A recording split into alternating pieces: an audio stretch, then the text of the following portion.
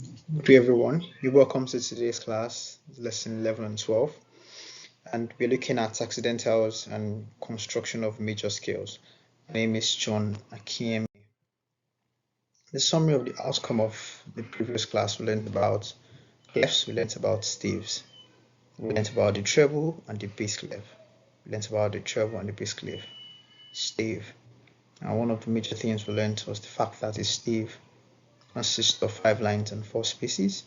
We noted that the stave itself does not have any name except there's a clef on it. So the presence of a clef on a stave gives the stave a name. So when a stave has a treble clef, the stave becomes a treble stave. When a stave has a bass clef, the stave becomes a bass stave. We dealt that in detail in the last class. In today's class, we'll be looking at, as said earlier, quite interesting details as we look at accidentals, and we also pay attention to major scales. And the learning objectives for today's class is going to be understanding what accidentals are, understanding how to construct a major scale, and then also introduce us to semitones, knowing how to identify them in the treble and in the bass clef.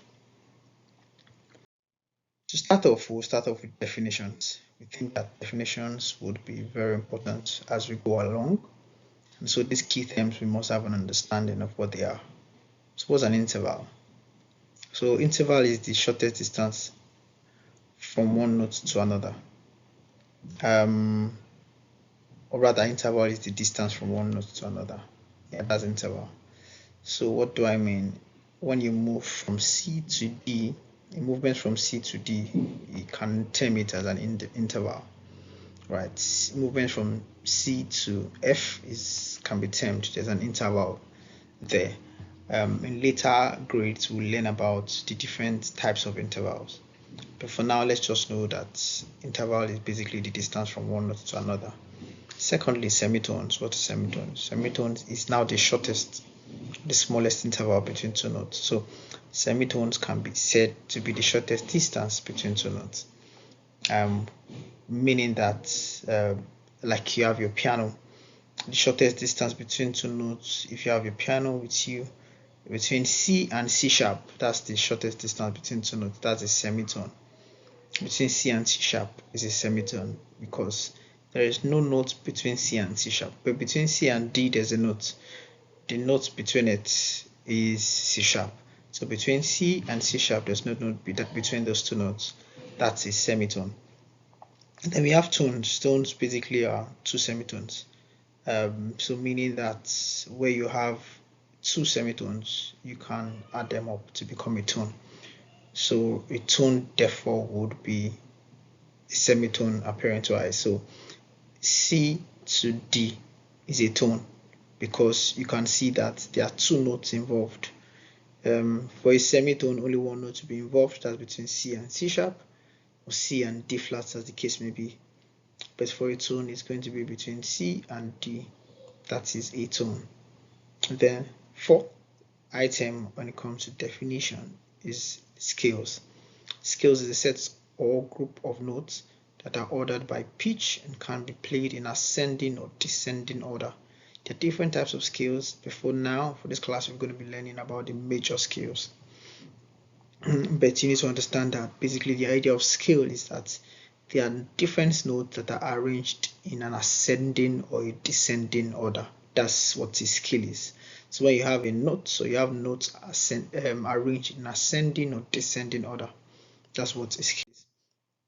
Quickly we jump into accidentals. Now this is the need to make changes to notes within a stave, and basically making those changes without necessarily touching what the key signature is. We would understand better what the key signature is in the next class. Now, to make those changes in those notes, we would need to introduce sharps, we need to introduce flats, we need to introduce natural signs. Now, those notes that I've just mentioned, those are the notes that we call accidentals. That is. So this talks about the example of an accidental. You see there's the sharp, there's the flat, there's the natural sign. So you see how it looks like. The sharp looks like the hash sign. You see the flat looks like a B, but it's written in a quite chaotic way. And then you have the natural sign, which seems like a mixture of both. And the work that they do, basically, the sharp increases a note by a semitone. Now, that's why we had to do definition of terms first, so you understand what semitone is now. So a sharp increases a note by a semitone, meaning that if we assume that where the sharp in the first stave, that's the one by the left, there's a sharp on a note. Without that sharp, that note should be called, if it is a treble stave. There's no clef here, but let's assume it's a treble stave. If it's a treble stave, that sharp in front of that note, then that note should be F. So with the sharp, it then becomes F sharp. Do we understand? So F sharp now because of the sharp. When there's a flat in front of F, it becomes F flat.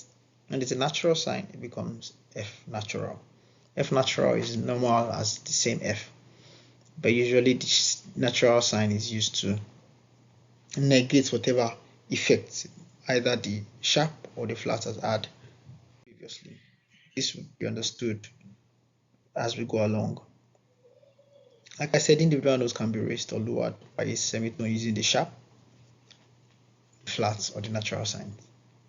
Now, when the sharp is written before a note, it is said to be raised, and when it is flattened, it is said to be lowered. The natural sign cancels any previous accidental affecting a pitch or a position within the bar.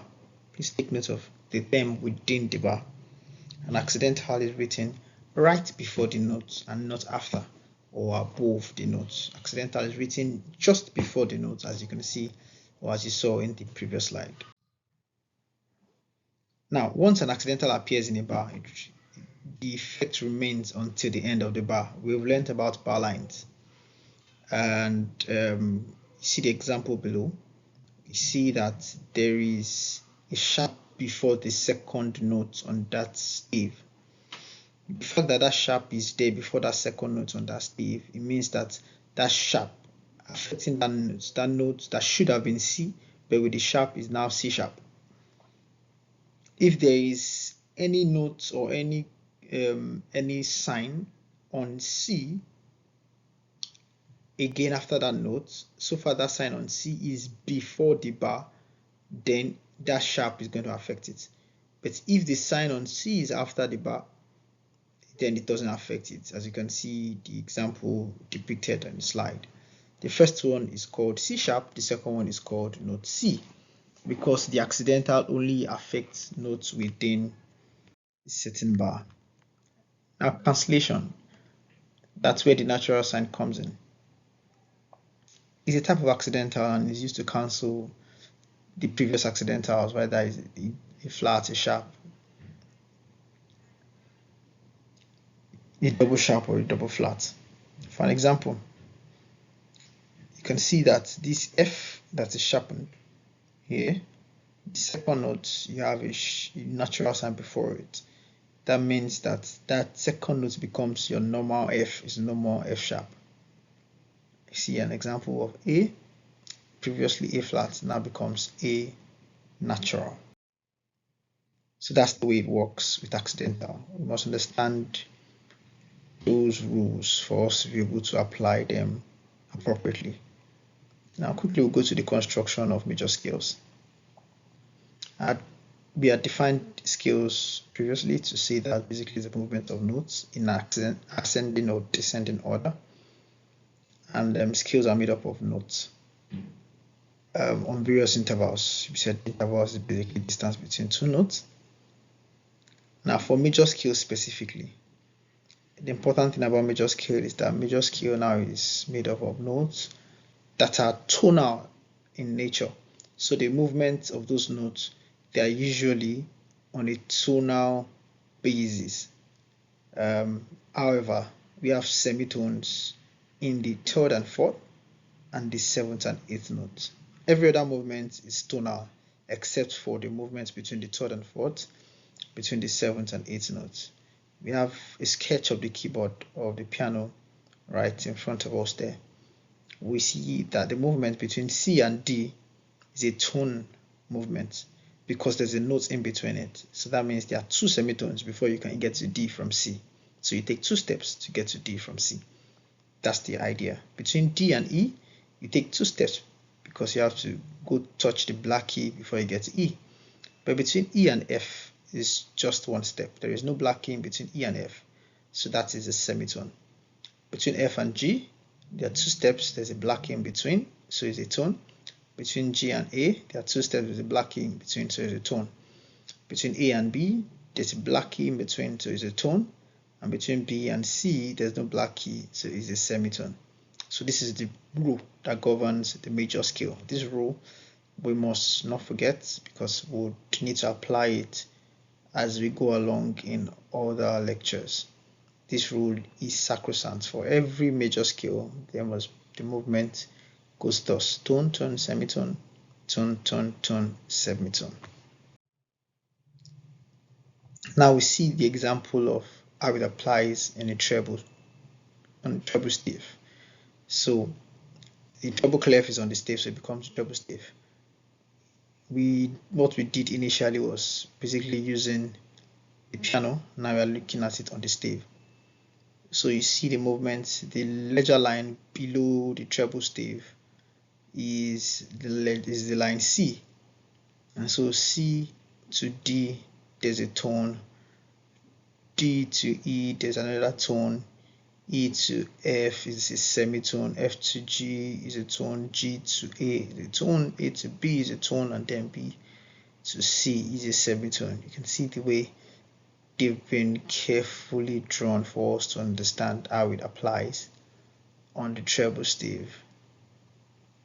And this is very important because when we would be asked to construct major scales, we would need you to apply it this way, learn to apply it this way using semi-breve, except if you're told otherwise.